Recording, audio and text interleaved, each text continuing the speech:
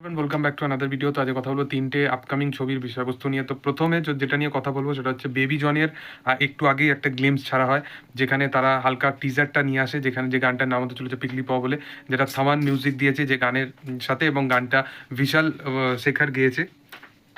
তো কেমন মানে গানটা টিজারটা লাগলো? প্রথম কথা, টিজার তো এটা আলাদা করে কিছুই নয়, কিন্তু ভারুন ধাওয়ানকে এই লুকটাতে, এই যে বড় বড় চুল আছে, এবং থেরির আমরা সকলেই জানি যে থেরিও দুটো টাইমলাইন বেসড গল্প, তো সেরকম যেখানে ম্যাচিওর হিসাবে আমরা ভারুন ধাওয়ানকে দেখতে পাচ্ছি, সেই জায়গাটা কিন্তু ব্যাপক লাগছে।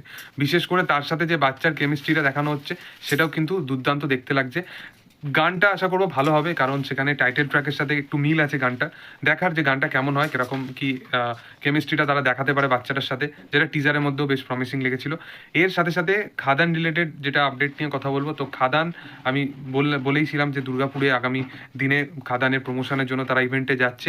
তার সাথে সাথে এটাও দেখা যাচ্ছে যে দেবের একটা পোস্ট থেকেও দেখা যাচ্ছে যে তারা এরকম অটো ভ্যান বা যেরকম ভ্যানগুলো হয় আর কি, 407 যেরকম ওগুলো, সেইগুলোতেও খাদানের তারা প্রমোশনের জন্য চারিদিকে পোস্টার এরকম লাগানো হচ্ছে। তো এই জিনিসগুলো কিন্তু আমরা বিশেষত বাইরের দিকে দেখতে পাই, বাইরের স্টেটে দেখতে পাই, বাইরের কোনো ছবির প্রতি এত ক্রেজ দেখতে পাই, কিন্তু বাংলায় অনেকদিন এইরকম জিনিসপত্র কিন্তু ঘটেনি।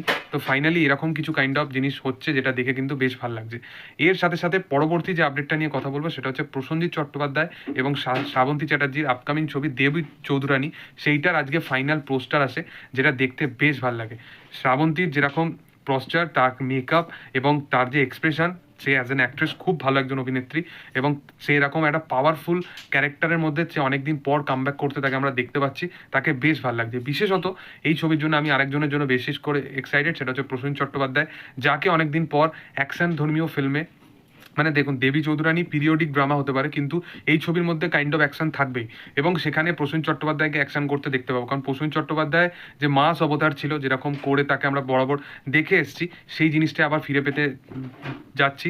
এবং 2025 সালে এই ছবিটা মুক্তি পেতে চলেছে। কবে এখনো রিলিজ ডেট সম্বন্ধে কিন্তু কিছুই জানা যায়নি, কিন্তু প্রসেনজিৎ চট্টোপাধ্যায়ের এইখানে ক্যারেক্টারটা খুব ইম্পর্টেন্ট একটা চরিত্র প্লে করতে চলেছে, এবং এর সাথে সাথে শ্রাবন্তীর ক্যারেক্টারটাকেও বেশ প্রমিসিং লাগছে। এই ছাড়াও কিন্তু অনেক ভালো ভালো কাস্টিং কিন্তু এই ছবির সাথে যুক্ত আছে। তো এই ছবিটার বাজেট থেকে শুরু করে সবকিছু শোনা যাচ্ছিল যে খুব ভালো লেভেলেই করা হচ্ছে, এবং বেশ প্রমিসিং লাগছে পোস্টারগুলো। দেখার যে এই ছবিটা আপকামিং দিনে আরও কত কি, যখন টিজার বা এগুলো গ্র্যান্ড স্কেলে যেরকম অ্যানাউন্স করে, সেটা দেখতে চাই। কারণ প্রসেনজিৎ চট্টোপাধ্যায় এমন একটা নাম, সে তো নর্মাল সিরিজ মানে শহরকেন্দ্রিক ছবি, যেটাকে সিরিয়াল ধর্মীয় ছবি বলে, সেই রকম কাইন্ড অফ ছবি করেও সে এতদিন 3-4-5 বছর সে অ্যাকশন ফিল্ম থেকে দূরে থেকেও সে কিন্তু নিজের জায়গাটা ধরে রেখেছে। তো এইরকম অডিয়েন্স, মানে তার যে অডিয়েন্স আছে, সে মাল্টিপ্লেক্সেও তারা দেখতে যায়।